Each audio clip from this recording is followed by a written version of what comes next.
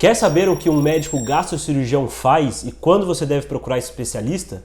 No vídeo de hoje vou conversar com o Dr. Murilo e a gente vai falar sobre temas da gastrocirurgia. Acompanhe!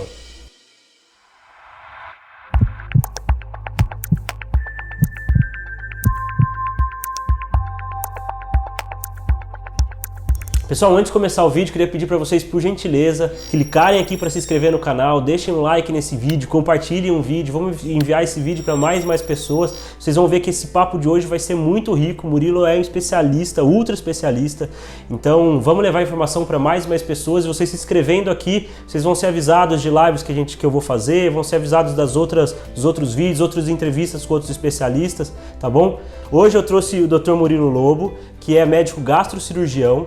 Ele é formado pela Faculdade de Medicina da USP, ele tem residência de cirurgia pela Faculdade de Medicina da USP, onde ele também fez gastrocirurgia. Ele também é pós-graduado em pesquisa clínica em Harvard e também tem treinamento em cirurgia robótica em Atlanta. Tá excelente esse currículo, hein, Murilo? E além disso, é um grande amigo dos tempos de faculdade, conheço o Murilo há muitos anos e é uma honra poder trabalhar com ele aqui na Clínica Sarto, né, Murilo? Seja bem-vindo.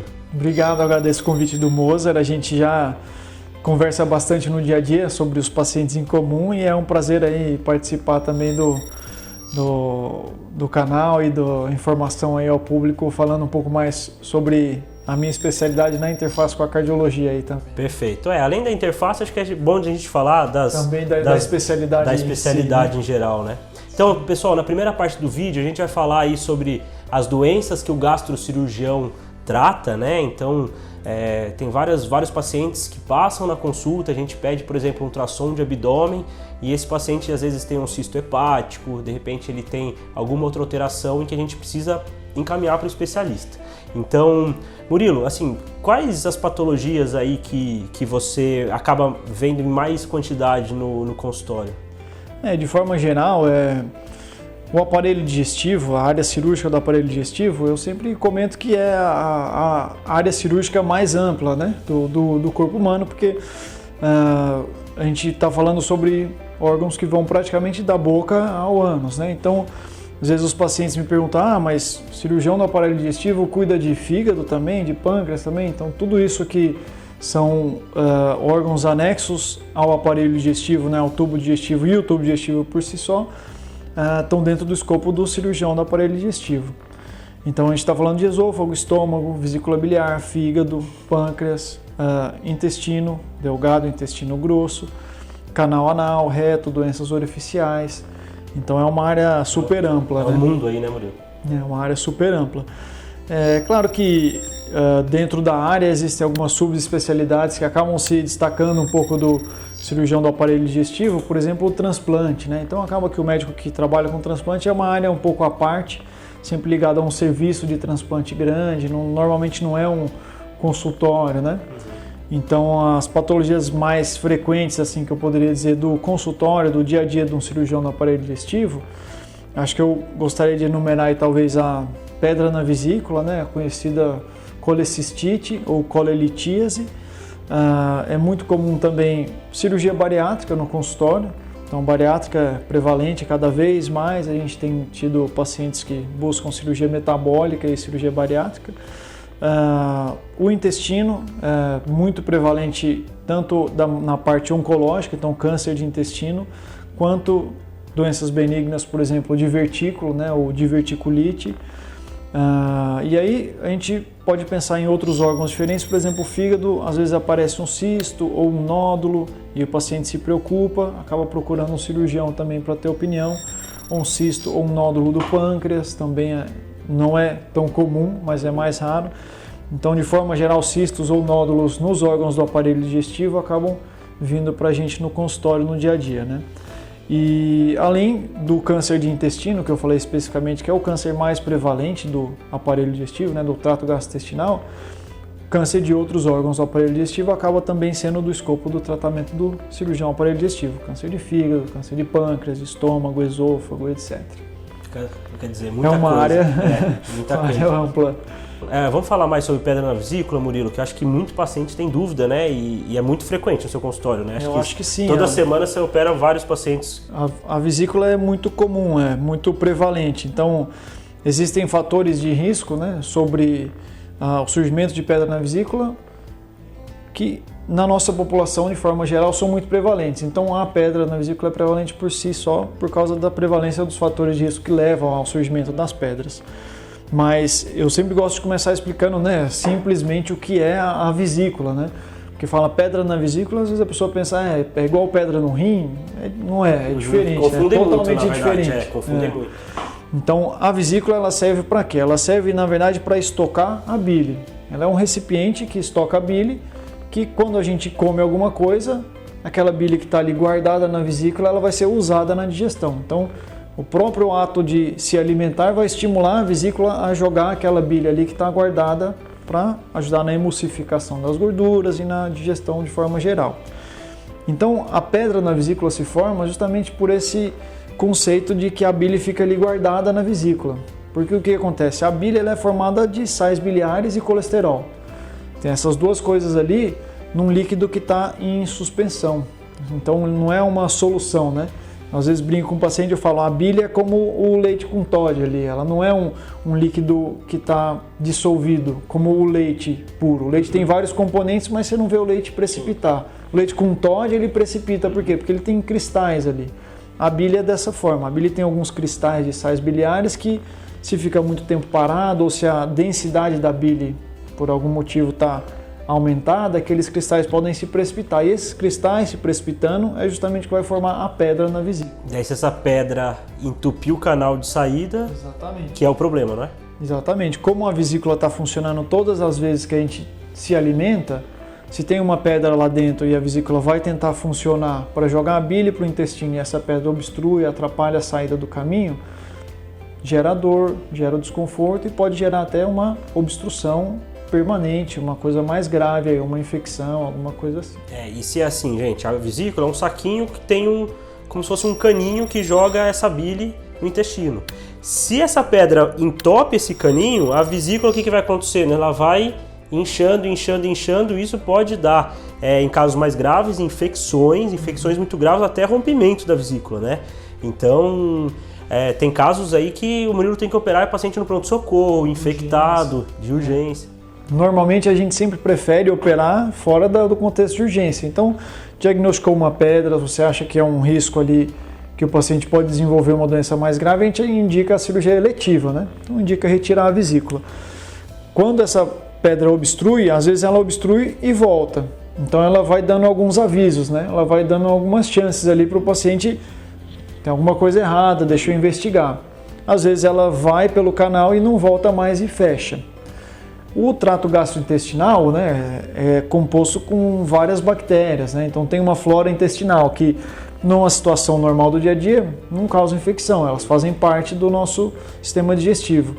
Mas quando a bile está obstruída, forma aquele líquido ali que fica parado, essas bactérias podem se proliferar, causando uma infecção grave, uma sepse, né, uma coisa mais generalizada. E essa vesícula ela vai sofrendo, ela vai necrosando, vai entrando num processo de gangrena ali com essa situação toda. Então isso é uma urgência. Tá. Não pode esperar para operar. Tá, então o paciente que, por exemplo, eu peço um ultrassom no consultório ou outro, né, e o paciente já tem essa pedra na vesícula, é indicação cirúrgica, né, Murilo? Sempre, isso. Mesmo sem sintoma. Exatamente, a gente já pensa em operar logo de cara. É claro que eu vou falar para o paciente que ele tem um risco de ter uma complicação, mas como que a gente vai saber qual é esse risco? Não tem como quantificar, porque tem pessoas que às vezes podem viver a vida toda com uma pedra na vesícula e ter um outro problema de saúde, né?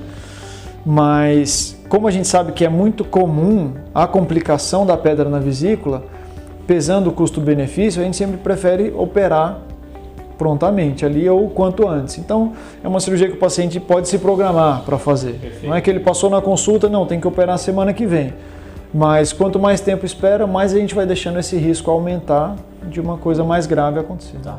E acho que é importante a gente falar dos sintomas também, né, Murilo? Então, eu fiz um vídeo recentemente comparando os sintomas da pedra na vesícula, que podem se confundir com sintomas de infarto, né?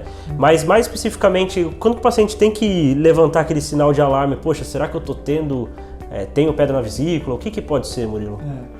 O sinal mais clássico, né, da pedra na vesícula voltando lá no começo, pela aquela questão dela sempre funcionar, principalmente quando a gente se alimenta, é a dor decorrente da alimentação. Mas não é aquela dor imediata, uma dor ali nos primeiros minutos, até 30 minutos, de repente, da alimentação. Então a gente começa a comer, tá tudo bem, aí começa a vir um desconforto de um jeito que é recorrente, como se fosse uma cólica, uma pontada, essa dor vem. Isso seria a vesícula tentando fazer um esforço para empurrar o líquido e ela fazer uns espasmos porque está sendo obstruída. E às vezes até confundem com gastrite, né? Fala, nossa, acabei de comer e acha que é o estômago. Essa dor, ela confunde muito com várias coisas que você sente dor nessa região. O coração, o infarto é uma delas, mas outras coisas também do aparelho digestivo, como refluxo, como a gastrite, uma hérnia de hiato. Existem essas outras coisas que doem mais ou menos na mesma região, né? Então o paciente às vezes precisa ser bem investigado para descartar o que é, né? Tá, então Murilo, vamos falar um pouquinho agora de cirurgia bariátrica, né? Que eu sei que é das cirurgias que você mais faz, né? Que você faz aí de olho fechado, mas assim, basicamente, né, para o pessoal entender o que a cirurgia faz, né? O que é uma cirurgia bariátrica? É interessante a gente falar de cirurgia bariátrica porque é muito comum a gente começar falando de cirurgia bariátrica, mas é muito importante a gente saber que o paciente que eventualmente chega na cirurgia bariátrica, se ele chega pelo cirurgião, logo ele tem que ser encaminhado para ser tratado pela equipe completa, né? Então ele precisa de um acompanhamento de um clínico, que de forma geral um endocrinologista. Ele vai fazer a cirurgia, ele precisa de uma avaliação pré-operatória, ele passa no cardiologista. Ele tem que ter acompanhamento com a psicóloga, com a nutricionista, tanto antes quanto depois da cirurgia, né? Então o paciente de cirurgia bariátrica, ele nunca é um paciente de um médico só, né? Ou de um profissional de saúde só. Isso é muito importante, porque isso influencia diretamente no sucesso da cirurgia, né? E basicamente, o que faz? Assim, tira um pedaço do intestino? Conta pro pessoal aí o que que... A cirurgia bariátrica, ela evoluiu muito nos últimos anos, né? Um dos principais aspectos aí, atuais da cirurgia bariátrica é a mínima invasão. Então isso é uma coisa que teve uma modificação enorme, tanto no risco da cirurgia, no pós-operatório, na recuperação, que hoje em dia não existe mais fazer cirurgia bariátrica com cortes grandes. É tudo cortes pequenos, ou por videolaparoscopia ou por robótica, que é o que eu tento focar mais. Também, né? Especialidade. Na cirurgia minimamente invasiva, a gente vai entrar com pinças minúsculas e uma câmera e insuflar um gás, né, dentro da barriga para criar um espaço e fazer a cirurgia dessa forma. Agora, a técnica cirúrgica também evoluiu bastante, mas a gente tem algumas técnicas diferentes que a gente vai indicar para casos diferentes. Então, tem paciente que tem um perfil mais metabólico, às vezes tem doenças metabólicas, a gente opta por uma cirurgia. Tem paciente que às vezes é mais jovem e a gente opta por outra. Tem paciente que tem mais ou menos sintomas de refluxo, a gente tem que fazer uma cirurgia diferente. Então, de certa forma, a gente individualiza aí a indicação da técnica cirúrgica. Mas as duas principais que existem é a gastrectomia vertical, também conhecida como sleeve, e a bypass. A gastrectomia vertical, ela basicamente a gente tira uma parte do estômago. Então a gente tira a maior parte desse estômago e reduz ele de um volume de aproximadamente uma capacidade de 1,5 litro para uma capacidade de 400 ml. Vai diminuir ele ali por 2/3, talvez um pouco menos, tá? O ideal é que fique pequeno mesmo e um estômago menor, porque ele vai esvaziar melhor, ele vai dar mais sensação de saciedade, etc. O bypass, que é outra técnica muito realizada no Brasil, chama bypass porque a gente faz um bypass, de certa forma, no intestino. A gente pula uma parte do intestino. O que isso quer dizer? Que eu vou recortar o estômago lá em cima, ele vai ficar um estômago pequenininho, e ao invés do alimento vir descer e passar pelo estômago e pelo duodeno, que é a primeira parte do intestino, eu vou pegar uma alça do intestino lá de baixo e vou conectar aqui em cima. Então ele fez um bypass, ele pulou uma parte do intestino, mas ele volta a se conectar lá embaixo depois. Então vão ficar duas alças separadas que vão se conectar numa alça comum. Esse é o bypass. Perfeito, perfeito. E tudo fica depois a cicatriz muito discreta e tudo mais. Discreta, muito discreta. Mas mais do que isso, pessoal, assim, tem muita gente que banaliza a cirurgia bariátrica, né? Qualquer coisa quer fazer uma cirurgia bariátrica. Então o que é importante, que eu sempre falo para vocês aqui no meu canal, a mudança dos hábitos de vida, perda de peso, orientações outras, atividade física, isso é essencial. Obviamente que a cirurgia bariátrica evoluiu muito nos últimos anos, as técnicas estão muito boas, o risco cirúrgico é muito baixo, a gente tem indicado bastante, né, Murilo? Mas no paciente certo. Então, aqui não tem receita de bolo, é o que o Murilo falou, né? Tem que avaliar o paciente com calma, tem que entender qual a melhor técnica vai ser feita, né? Então, isso é importantíssimo. Né? Exatamente. Nesse sentido, a gente usa um guia, né, que é o IMC, que mesmo esse guia, né, que é o IMC, a gente tem que olhar para o paciente e entender ele bem. Então, de certa forma, a cirurgia bariátrica é indicada acima do IMC de 40. Então, a partir de 40 de IMC, a gente pode falar para o paciente que ele tem indicação de operar. E vamos iniciar o processo, vamos passar a avaliação com o clínico, vamos começar a mudança dos hábitos de vida, nutricional, exercício, etc., para preparar para a cirurgia. Mas tem alguns pacientes que têm IMC de 40 ou mais, que às vezes tem bastante massa magra, tem massa muscular. Você vê que aquele paciente ele tem um potencial de responder muito bem a um tratamento clínico antes de pensar na cirurgia. E ele nunca se envolveu bem num tratamento clínico, em exercício, em alimentação. Nunca tentou de fato, né, Murilo? Então, mesmo esse paciente que tem um IMC alto, que você já estaria autorizado a operar, vale a pena a gente trazer ele para a equipe multidisciplinar, avaliar se tem uma boa indicação mesmo. E essa visão é muito legal, né? Porque assim, não é só o paciente, não é o paciente que escolhe ser operado, né? Ele tem que poder ser operado. Então, não é chegar para o médico, eu quero operar e pronto. O que é importante que o Murilo está falando é esse lado ético, esse lado técnico de interpretar o paciente, entender, conversar, né? Então, isso que eu quero deixar ressaltado aqui, Murilo. Fazer a cirurgia é a parte mais fácil, né? A parte mais legal. Para você, né, Murilo? Mas não é a melhor opção. O paciente ser melhor tratado, se ele vai só no cirurgião e o cirurgião indica a cirurgia, tem que pensar duas vezes, tem que botar um pé atrás, porque o paciente, para realmente tratar a obesidade, ele precisa ser acompanhado não só pelo cirurgião, mas pelo clínico, pelo nutricionista, para poder ser cuidado como um todo. Né? Como um todo, perfeito. Mais uma doença, Murilo, aí para explicar para o pessoal, alguma coisa que câncer de intestino, acho que preocupa muita gente? Eu acho que câncer de intestino é uma coisa que a gente vê um aumento de prevalência, né? A gente tem um crescimento relevante de todos os tipos de cânceres, principalmente os cânceres gastrointestinais. Até câncer que eram mais raros, como o pâncreas, a gente tem visto um aumento da prevalência. O câncer mais comum, o trato gastrointestinal, que é o câncer de cólon, felizmente a gente tem um método de detecção precoce, de acompanhamento e muitas vezes de tratamento antes dele se desenvolver. Então, apesar de ser o mais prevalente, ele é o potencialmente mais prevenível, né? Através da colonoscopia. Mas existem outros tipos de câncer do intestino que não tem necessariamente um exame bom ali para avaliação, para screening. Então, eu acho que de forma geral, falar sobre os sintomas aí que são comuns a todos os tipos de câncer, de repente do intestino, é importante para acender aquela luzinha vermelha, né? Normalmente o que vai acontecer com um câncer do trato digestivo, o paciente vai desenvolver um pouco de fraqueza, um pouco de emagrecimento, uma perda de peso sem explicação e muitas vezes ele pode ter uma dor localizada, uma dor abdominal ou uma massa abdominal, algum crescimento de massa que ele palpa, alguma coisa diferente.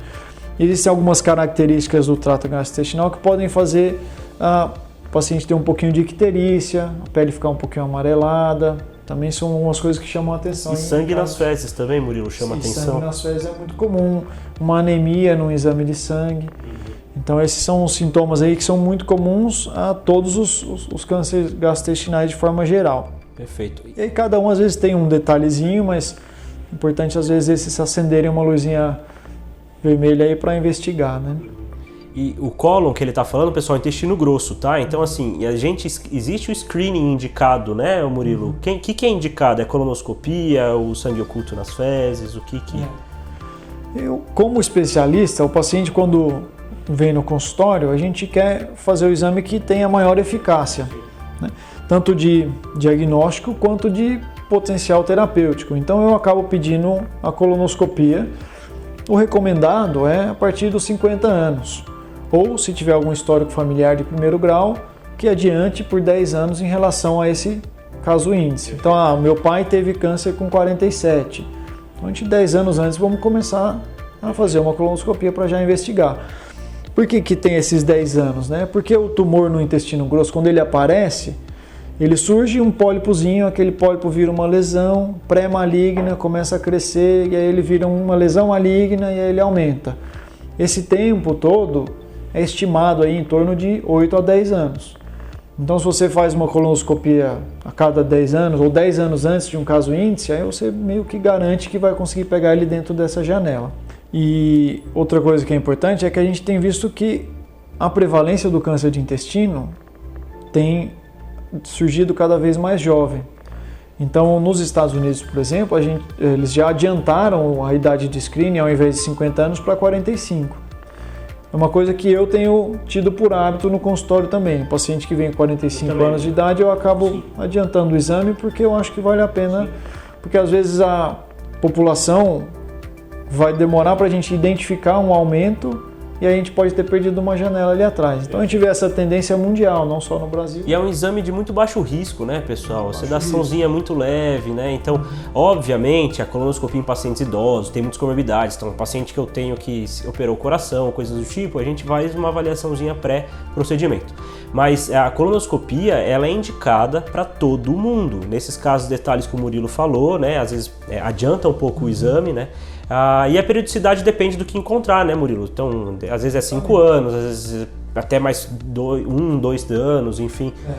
Quando a gente faz a colonoscopia, se você identifica um pólipo, aí a gente tem que estudar esse pólipo, ver qual tipo que é, que tamanho que ele estava.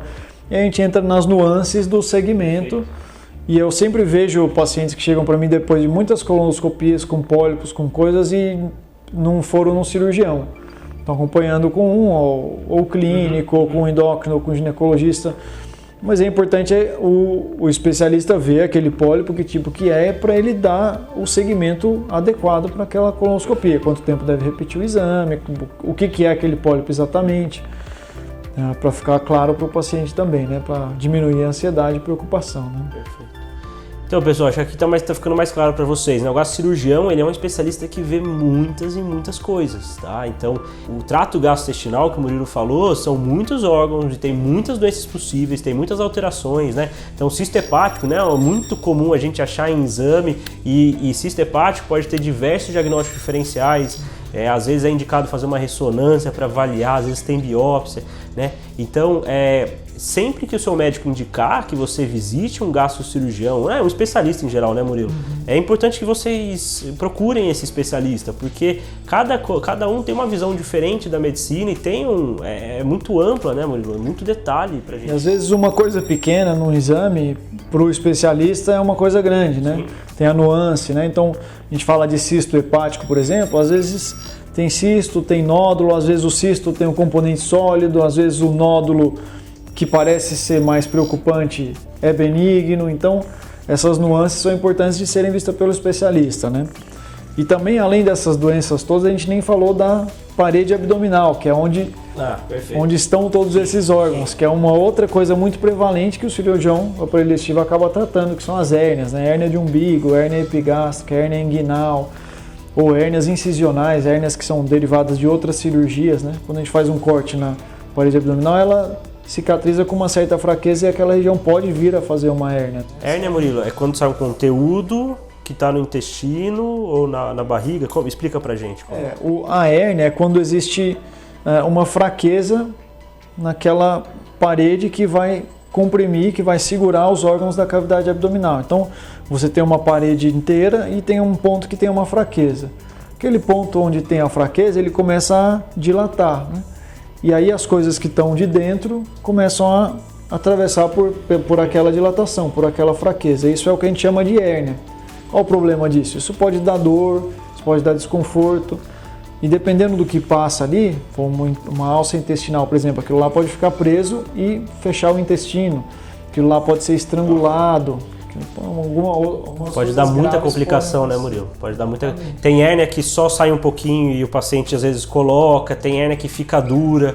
Então, assim, sempre que você tiver uma hérnia, pessoal, perceber alguma coisa diferente, Por isso que é importante examinar o paciente por inteiro, né, Murilo? Exatamente. Então, às vezes tem uma hérnia que parece uma hérnia que é pequena, mas o especialista ele consegue entender mais ou menos ou imaginar o tamanho dessa falha que tem ali dentro, né? Então, basicamente, tá a parede aqui, tem uma falhazinha e vai saindo esse conteúdo de dentro da barriga pela parede. Então, às vezes tem que colocar uma tela para proteger e tudo mais, né? Sempre gosto de contar de uma forma que o paciente entende, que eu percebo, que é você pensar numa mangueira de jardim, né? E aí essa mangueira ela é feita de borracha. E você imagina que nessa mangueira, nesse cano, tem um ponto que a borracha é mais fininha, ela é mais fraca. E aí se você joga a água lá dentro com uma pressão maior e segura aquela água, aquele ponto que a borracha é mais fina vai começar a distender. Aquilo lá é como se fosse a hérnia. E aquela água que está indo para esse bolsão ali, para esse balãozinho, é o conteúdo da hérnia, né? Então, aquilo lá pode ficar preso, aquilo lá pode estourar, pode romper. Então, a hérnia é uma doença que não tem remédio, não tem uma medicação. Ela é uma doença eminentemente cirúrgica. Então, um paciente com uma hérnia diagnosticada é uma paciente com uma hérnia indicada, né, a cirurgia. Pô, Murilo, muito interessante então tudo isso que você contou pra gente. Daria pra gente ficar falando aqui, pessoal, mais horas, né? Tem esôfago, tem hérnia de hiato, que é no estômago, tem milhares de outras doenças, mas acho que aqui a gente já conseguiu entender um pouquinho mais a competência do gastrocirurgião e o que ele trata, o que ele cuida. Queria agradecer por vocês estarem assistindo esse vídeo até agora. Queria pedir para vocês se inscreverem no canal, compartilhar esse vídeo, assim o canal entende que esse vídeo é relevante e leva essas informações riquíssimas que o Murilo está dando aqui, um baita especialista para mais e mais pessoas, que elas possam entender do que a gente está falando, né? Então, por favor, se inscrevam no canal, deixem um like, podem mandar os comentários, a gente vai tentar responder e siga o Murilo também nas redes sociais, né, Murilo? Você tem o seu Instagram? Estou à disposição nas redes sociais, mandem suas perguntas também, venham aqui conhecer a clínica. Meu Instagram é @Dr. Murilo Lobo, Murilo com 2 L's. Perfeito. E então, a gente trabalha junto aqui na Clínica Sarto, gente, é uma clínica de muitas especialidades, ó. Tem milhares de especialistas que a gente confia 100% no DNA USP, né, Murilo? Ou seja, todos os colegas aqui têm formação na USP, então se precisarem aí de qualquer especialista, enfim, vocês vão ser muito bem atendidos aqui. Então até a próxima, pessoal. Obrigado, Murilo. Um abraço. Obrigado, Moser. Até a próxima.